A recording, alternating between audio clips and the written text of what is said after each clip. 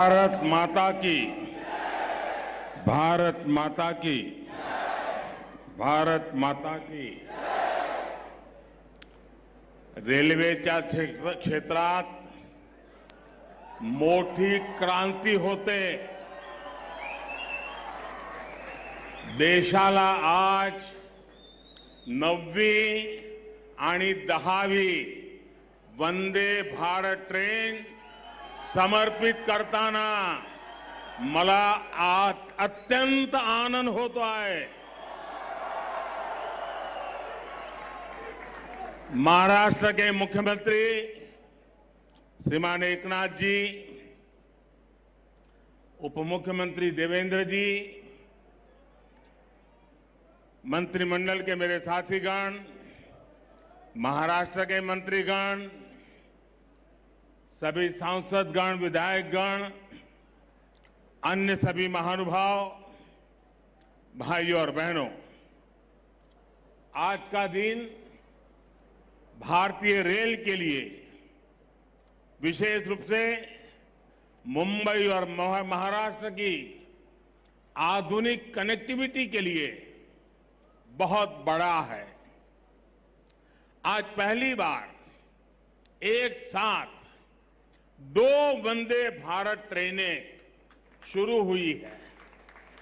ये वंदे भारत ट्रेनें मुंबई और पुणे जैसे देश के आर्थिक सेंटर्स को हमारे आस्था के बड़े केंद्रों से जोड़ेंगी। इससे कॉलेज आने जाने वाले, ऑफिस और बिजनेस के लिए आने जाने वाले, किसानों और श्रद्धालुओं सभी को सुविधा होगी। ये महाराष्ट्र में पर्यटन और तीर्थ यात्रा को बहुत अधिक बढ़ावा देने वाली है। शिरडी में साईं बाबा का दर्शन करना हो, नासिक स्थित रामकुंड जाना हो, त्र्यंबकेश्वर और पंचवटी क्षेत्र का दर्शन करना हो, नई वंदे भारत ट्रेन, ये सब बहुत आसान होने वाला है। इसी प्रकार मुंबई सोलापुर वंदे भारत ट्रेन से पंढरपुर के विठ्ठल रखुमाई, सोलापुर के सिद्धेश्वर मंदिर, अक्कलकोट के स्वामी समर्थ या फिर आई तुलजा भवानी के दर्शन अब सबके लिए और सुलभ हो जाएंगे। और मुझे पता है कि जब वंदे भारत ट्रेन सह्याद्री घाट से गुजरे थी तो लोगों को प्राकृतिक सुंदरता का कितना दिव्य अनुभव होने वाला है। मैं मुंबई और महाराष्ट्र के लोगों को इन नई वंदे भारत ट्रेनों के लिए बहुत बहुत बधाई देता हूं।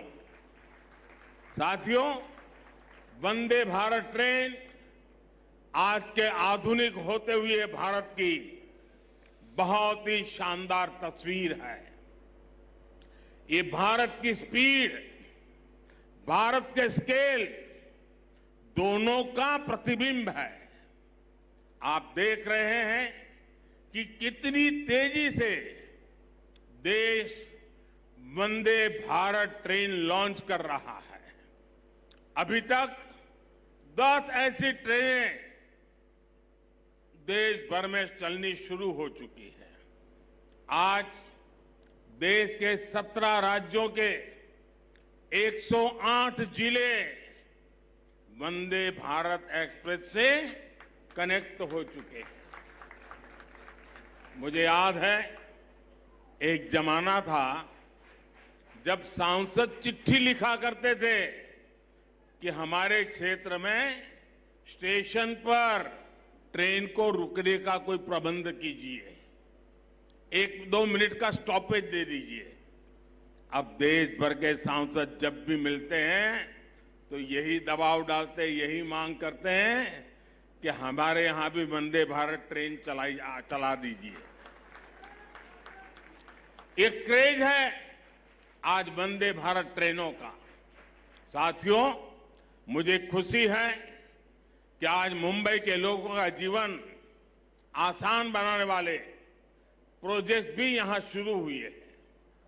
आज जिस एलिवेटेड कॉरिडोर का लोकार्पण हुआ है वो मुंबई में ईस्ट वेस्ट कनेक्टिविटी की जरूरत को पूरा करेगा।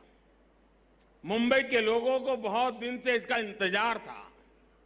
इस कॉरिडोर से हर रोज 2 लाख से ज्यादा गाड़ियां गुजर पाएगी और लोगों का समय भी बचेगा।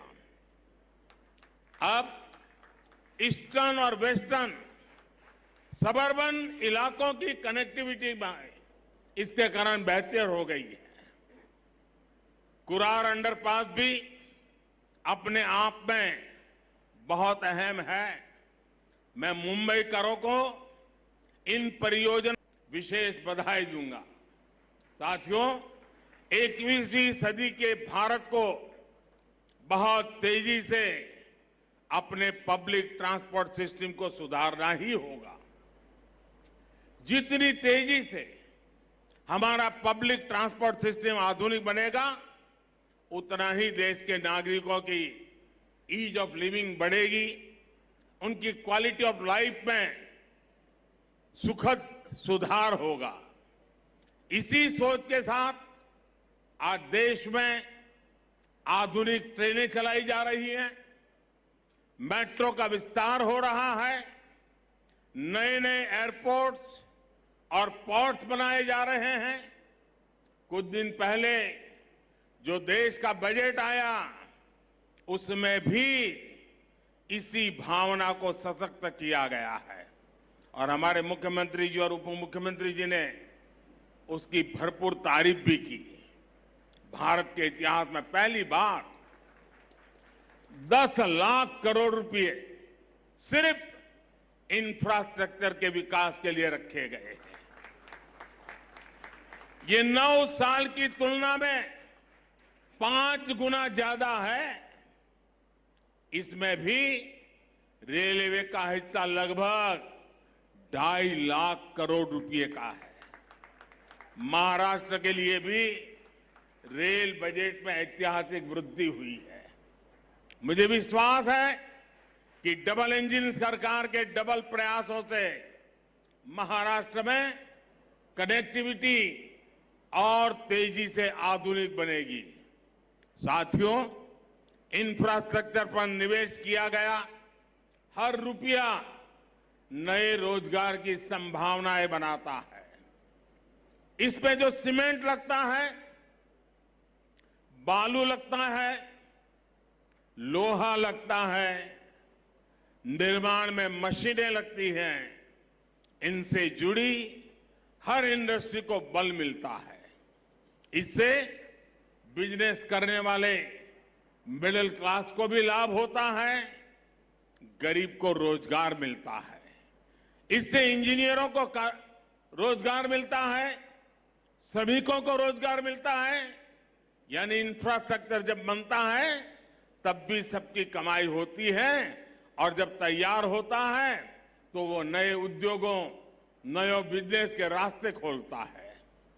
भाइयों और बहनों, इस बार के बजट में मध्यम वर्ग को कैसे मजबूती दी गई है, इस बारे में मैं मुंबई के लोगों को विशेष तौर पर बताना चाहता हूं।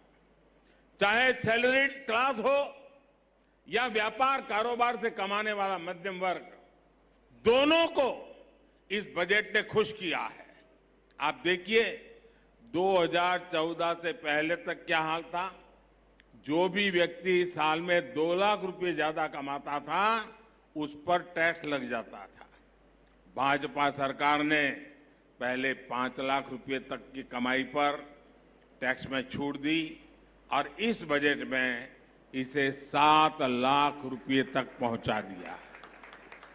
आज जिस कमाई पर मिडिल क्लास परिवार का टैक्स 0 है, उस पर यूपीए सरकार 20% टैक्स लेती थी। अब ये युवा साथी जिनकी नई नई नौकरी लगी है, जिनकी मासिक आय 60-65 हजार रुपए तक की है, वे अब ज्यादा निवेश कर पाएंगे। गरीब और मध्यम वर्ग के हित में काम करने वाली सरकार ऐसे ही निर्णय लेती है। साथियों, मुझे पूरा विश्वास है कि सबका विकास से सबका प्रयास की भावना को सशक्त करने वाला ये बजट हर परिवार को ताकत देगा, हम सभी को विकसित भारत के निर्माण के लिए अधिक प्रोत्साहित करेगा।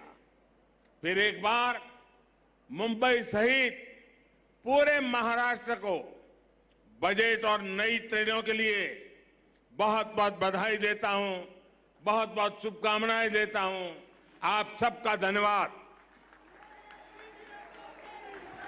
माननीय प्रधानमंत्री महोदय जी, आपका संबोधन सौगात के रूप में बरकरार रहेगा। मैं दिल की गहराइयों से आपके प्रति आभार ज्ञापित करती हूं। बहुत बहुत धन्यवाद।